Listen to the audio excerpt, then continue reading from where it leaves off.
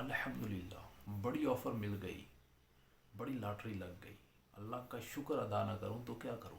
1 रुपया इन्वेस्टमेंट करूं तो डबल ट्रिपल क्या बात आगे निकल गई है।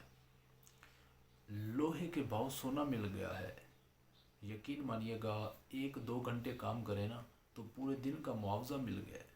इससे बड़ी और क्या ऑफ़र हो सकती है।